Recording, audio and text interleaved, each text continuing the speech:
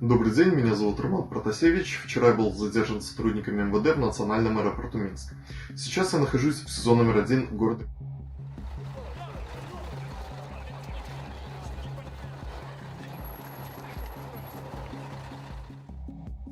Могу заявить, что никаких проблем со здоровьем, в том числе с сердцем или с какими-либо другими органами, у меня нет. Отношение со стороны сотрудников ко мне максимально корректное и по закону. Также сейчас я продолжаю сотрудничать со следствием и даю признательные показания по факту организации массовых беспорядков в городе Минске.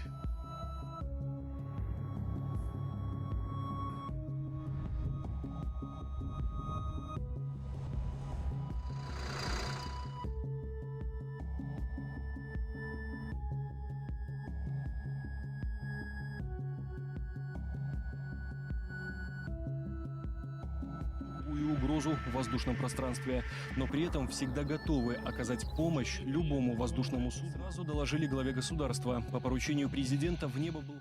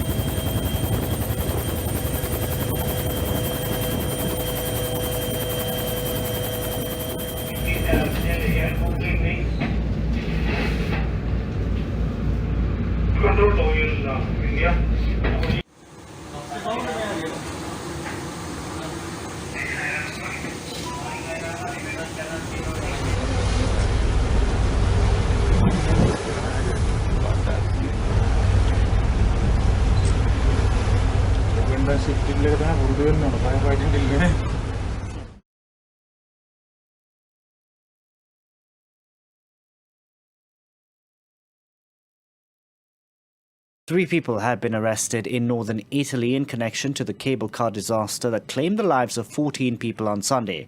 An investigation shows that a clamp intentionally placed on the brake as a patchwork repair prevented the brake from engaging after the cable snapped.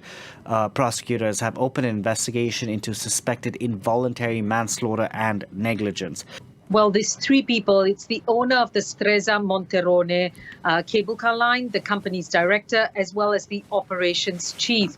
And all three of them are facing these charges, as you mentioned, manslaughter and negligence. The prosecutor says that they did this action that caused this incident to happen knowingly, consciously. And what happened is, as you described it, a fork-shaped clamp essentially was placed where the emergency brake is. It's kind of almost like a stopgap measure, because what was happening was the emergency brake was activating on its own, which prevented the smooth running of the cable car.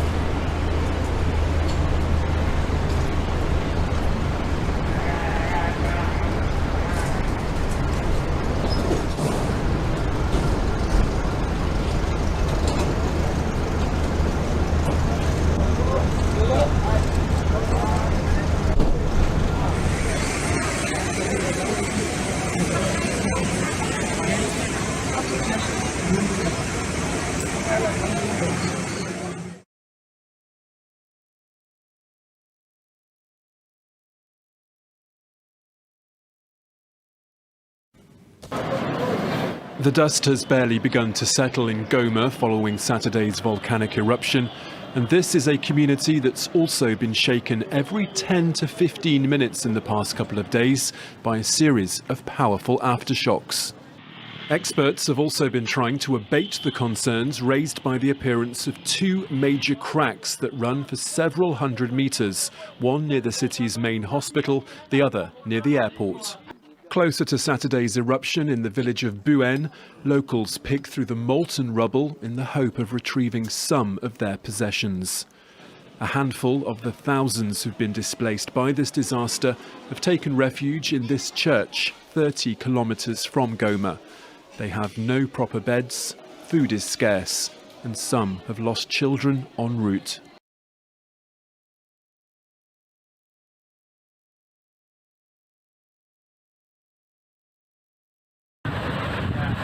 Tropical Cyclone Yaas is approaching the coast of Bengal in northeast India fast.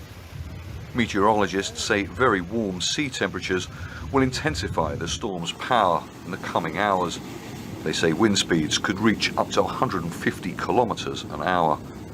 Some coastal areas are already flooded by the storm's surge. Emergency services are trying to organize evacuations. Leave your homes and property now. Civil defence teams are here, shouts this man. Families have found shelter in schools and government buildings away from the shore.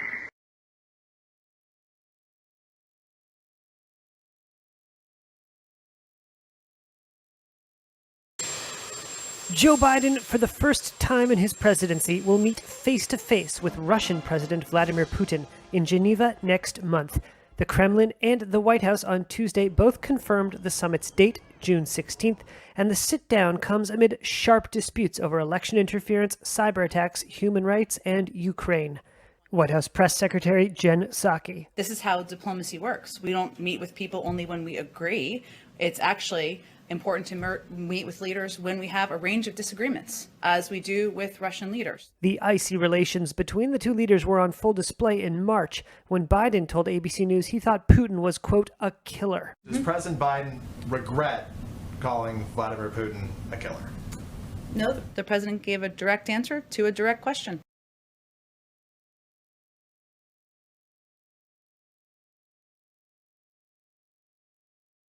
A Russian court has fined Google and Facebook for failing to delete banned content. The court handed down a fine of over $81,000 to Google after the company failed to remove posts, which Moscow deemed illegal. The charges concern posts related to protests against the jailing of Kremlin critic Alexei Navalny earlier this year. The fine comes amid a wider spat between Russia and social media site and tech giants.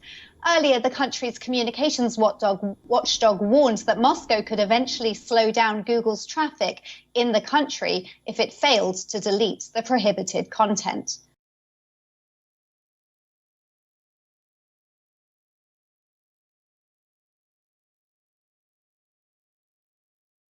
WhatsApp has sued India's government over new laws the company says may end privacy protections there, according to sources familiar with the matter.